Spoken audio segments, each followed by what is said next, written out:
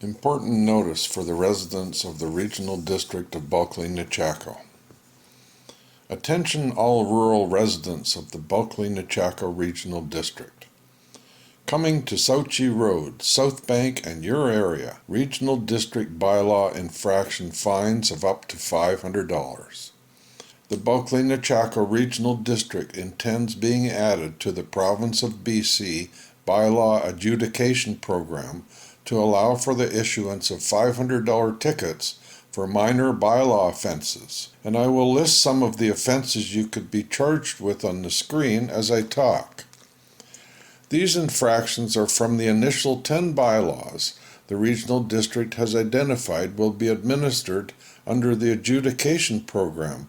However, the program is sure to be expanded over time to include many or perhaps even all of the 2040 existing regional district bylaws.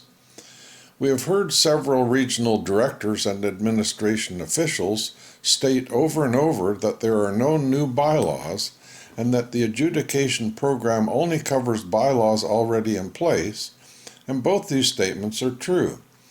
Administration has, however, also admitted that no vetting of the 10 bylaws was undertaken to ensure that every listed infraction is still appropriate prior to listing it in the bylaw, and therefore it is quite likely that a reasonable number of the listed infractions should be amended or even removed, and I will leave it up to you to decide which ones they may be as the list of offenses scrolls by on the screen.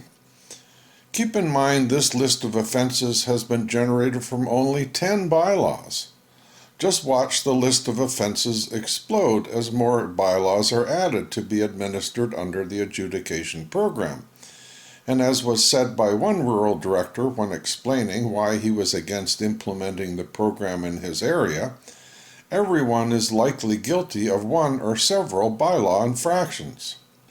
The Regional District of Bulkley Nechako extends from Fort St. James in the east to Smithers in the west, and the Regional Board consists of 8 mayors and 7 rural area elected representatives. While the Province of BC Bylaw Adjudication Program has been available for implementation by municipalities since 2003, currently 132 of the 161 municipalities in the province have signed up for the program, including 3 of the 8 municipalities in the Bulkley Nechako Regional District. That's Burns Lake, Smithers, and Houston. Fort St. James just submitted its application on April 9, 2025. It states in one administration report that several regional district municipalities have expressed an interest in participating in a joint regional district arbitration process. However, as 4 of the regional district municipalities have not even signed up to participate in the provincial program, I would question how likely they are to participate in a joint regional district arbitration process anytime soon. One questions the sincerity of those mayors who have not implemented the Province of BC Bylaw Adjudication Program in their own municipalities, and yet voted in favor of forcing the imposition of this bylaw fine system on all of the rural residents of the Bulkley Nechako Regional District. How hypocritical can they be? Section 39. The vote I'm referring to was at the April 10 Committee of the Whole meeting, where a resolution was passed to remove Clause 39, which states, "No bylaw notices are to be issued in electoral areas blank and blank without prior direction from the RDBN Board Committee of the Whole from the draft bylaw enforcement policy." Moved by Director Reese Christensen, seconded by Director Motre, that Section 39 be removed from the bylaw enforcement policy and that the policy be reviewed in 1 year. Opposed, Director Deakins, Director Greenaway, Director Lambert, Director Moon, Director Newell, and Director Stoltenberg. The Mayor of Telkwa and 5 of the 6 directors who voted against the motion were rural directors, with Director Reese Christensen from rural Burns Lake making the motion. So to clarify, Despite 5 of the 7 rural directors not wanting to implement the bylaw in their respective areas, and in spite of the fact that the bylaw does not apply to and has absolutely no impact on the 8 regional district municipalities, the mayors of all municipalities except Telkwa sided with administration and thought it best to vote against the clear will of the people who live in the rural communities and force the imposition of this bylaw on their respective areas. Shame on you all. This is political bullying at its finest. So what's the big deal? The regional district always had the authority to issue bylaws and has issued 2,040 of them to date. Bylaws state what you can do and what you can't do, what you can and can't throw in your garbage, how many vehicles you can have in your yard, and absolutely everything else in between. Many bylaws have a financial penalty for non-compliance. However, up to now, the only way the regional district could enforce collection of any monetary penalty was to hire a lawyer and take legal action against the violator, which is simply not cost-effective vis-a-vis the small amount of money that potentially could be collected. There's a new sheriff in town. The regional district wants to hire a new sheriff. By implementing the province of BC adjudication program, a fine of $300, $400, or $500 is applied to all possible bylaw infractions. There are a great many of them. No one really knows how many. And as one regional director stated, everyone is likely breaking one or several bylaws without even knowing it. Let's have a look at some of the bylaw violations that could cost you hundreds of dollars. More than 2 derelict motor vehicles, $500. Children under 10 or pets outside of vehicle, $300. Uncontrolled dog, $400. Riding a bicycle or a mobility aid in excess of 15 kilometers per hour, $300. Verbal abuse of a person, $500. We are told that the 10 bylaws to initially be included under the adjudication program were not vetted, and that is why we can identify infractions in the full list that don't make sense. But administration had enough time to review each bylaw item to attach a fine amount, but apparently didn't have enough time to identify and remove those infractions that are no longer appropriate, if they ever were. I'm not going to discuss any of the how it works details of the Province of BC Bylaw Adjudication Program, other than to say it pretends to be fair and equitable, but is anything but. I would describe it simply as theater. An administration report states, staff do not anticipate more than a handful of adjudication hearings a year, and I would tend to agree, as the public will quickly learn that one just bites their tongue and pays the ticket. For the full details on how the Province of BC Bylaw Adjudication Program works, click on the following link. Administration has made a huge error in presenting their proposed bylaw in this manner, rather than first identifying and removing those infractions that defy common sense, are outdated, or are simply the wrong things to fine someone for. Had they started with one bylaw to be covered by the bylaw adjudication program, say building bylaw number 1634, they would have diffused criticism of their bylaw 2041 to such an extent as to make it completely ineffective. But unfortunately, they made no effort to remove the obviously offensive, outdated, and just plain wrong violations first, handing those opposed to implementation of the bylaw adjudication program an endless list of examples to publicize, just as I have done. But the lid has been removed from this can of worms now, and no amount of effort can put it back on. It's abundantly clear that this bylaw is not wanted by the majority of rural residents. Clause 39.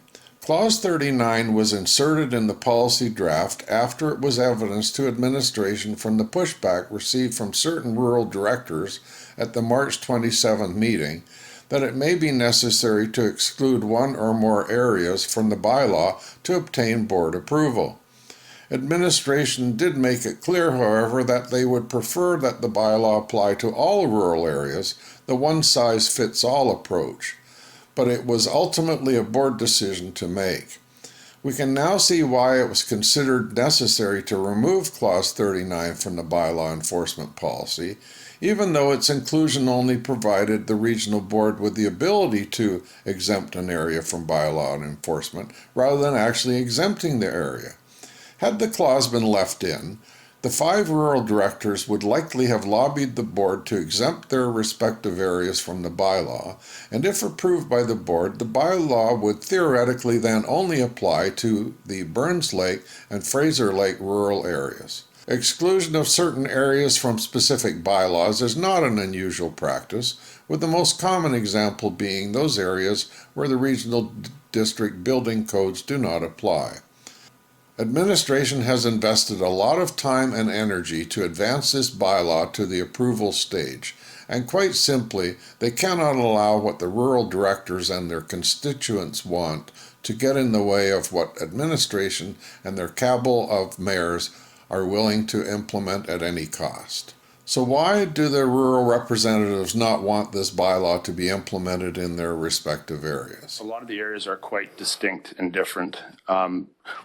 None of us probably would dispute the idea that, you know, somewhere like Victoria is much different than the north, and the same is true with some of these very rural areas versus some of the more some of the areas that are either right adjacent to municipalities or much more populated. And so I'm in favor of Section 39, and just mainly for that reason, and that these properties in Area G, the rural ones I speak of, are just really different. Like they're different than what some of you may be used to, and maybe I'm just repeating myself, but it's 30 to 160 plus acres, majority non-compliant with your bylaws already, and I'd be hard pressed to come up with a handful of properties that weren't non-compliant with your bylaws already. And so that's probably part of the resistance to that, is that we as a group vote on all this stuff, and there's very divergent views on certain topics, with how property is viewed and what you can do on property, and so in the rural areas, they kind of look after themselves, and they don't want a whole lot of people poking around. But from time to time, what happens is someone new moves into an area, and that person, maybe was from Vancouver or somewhere like that, and they come and they want to make an area more like where they came from, and which speaks to the whole character piece that Jason was talking about. And then the complaints start to come in, and a lot of times as a group, we're able to manage that even before it gets to the regional district, but sometimes it's not. And example of that may be we need lighting on this street, or and the rest of the people are like, what? we don't want to pay for lighting. We don't think that way. And or what about all those old wrecks you've got on your property? One person may look at that as absolutely a disgrace. The other person is like, yeah, that's a 69 Barracuda, and and that's a thing of value. And yeah, I have a dozen of them, but it's a very, because again, our bylaws say a maximum number of vehicles. Like, again, I ask you, honestly, drive up to some of these roads and look at that bylaw list and tell me that there's not every single person that's violating that. Because I know if we just put all these rules out, if we did a referendum and we put all these rules out, my area would vote this down 100%. Yeah, hands down. So if I'm here to represent the people that voted me in, this is why I'm doing this, right? This is the direction. This is why I am bucking against this. because I know that they would vote this down 100%. Because like Director Newell said, 99% of us are in violation of one of these rules. So how do we fix this? It should be abundantly clear that the regional district administration will not be deterred from implementing the province of BC bylaw adjudication program, despite the fact that 5 of the 7 rural areas do not want it. So I would suggest that initially implementation should be restricted to the 2 areas that actually do want it, the Burns Lake and Fraser Lake rural areas. Reinstate Clause 39 and allow the 5 rural directors to exempt their areas from enforcement under the bylaw for a period of 1 year. In that time, administration is to clean up the 10 bylaws initially included under the program and ensure that as additional bylaws are added in the future, they are also cleaned up first. One must understand that the public didn't care if there were obsolete violations listed in a bylaw when there were no collectible fines attached to the violations. However, the public will care when you announce that you will now be fining them. The 1-year exemption from bylaw enforcement would provide the rural directors with a window to explain to their constituents why the regional district is implementing the BC bylaw adjudication program, and for the violations to be properly vetted by administration and the rural directors prior to their inclusion under the program. Everyone and their dog needs to realize that this bylaw fine system will be implemented in all areas of the regional district eventually, but that the "you're going to take it whether you like it or not" way that the regional district mayors have directed the regional district to proceed is the wrong way to fix a problem that should have never happened. A gentle, compromising, and understanding approach has a much better chance of success and is more likely to end up with a positive outcome. The mayors need to understand that they don't have a horse in this race and that they need to be supportive of the efforts the rural directors will be making to implement the bylaw adjudication program in their respective areas. Compliance is the goal. I'm going to respond to the numerous times that directors and administrators have said that compliance, not revenue generation, is the true purpose of Bylaw 2041, and this is reinforced by the recently released Regional District Information Sheet that says, where enforcement is in the public interest, ticketing provides an additional enforcement tool that is progressive in nature. Please explain to me how issuing a $400 ticket for use of water for unreasonable sprinkling can be described as progressive in nature. I'd also like to know why there is no fine listed under $300. We all know that 50% of the people challenged by a bylaw officer will immediately comply, another 25% will eventually comply, and the remaining 25% will not comply. So if we are sincere when we state that compliance is our ultimate goal, and if the enforcement is truly progressive in nature, the initial fine amount for all violations should be a much more modest amount, say $100, for those who do comply, with the listed fines only to apply to subsequent violations. That's what progressive enforcement would actually look like. The statement I also heard several times is that this bylaw is just a tool. However, in the case of many of the violations that are minor in nature, it is not unlike using a sledgehammer to kill a mosquito. And in the wrong hands, such a tool can do a lot of damage. We also heard that bylaw enforcement is highly discretionary and subjective, as if this is an advantage. It is not. And we keep getting told bylaw enforcement is complaint-driven. However, we all know that not all complaints are valid or justified, so please excuse us if we're not comforted by this statement. Epilogue. Many of us moved to a rural area to get away from it all. However, it is now knocking on our front door, and there's no getting away from it. All municipalities will eventually sign up for the Province of BC Bylaw Adjudication Program, as it provides them with an inexpensive and effective way to collect money from the public with little effort. And if you don't pay, they turn the debt over to a collection agency and ruin your credit. They call it progress. I call it inevitable. What would you call it?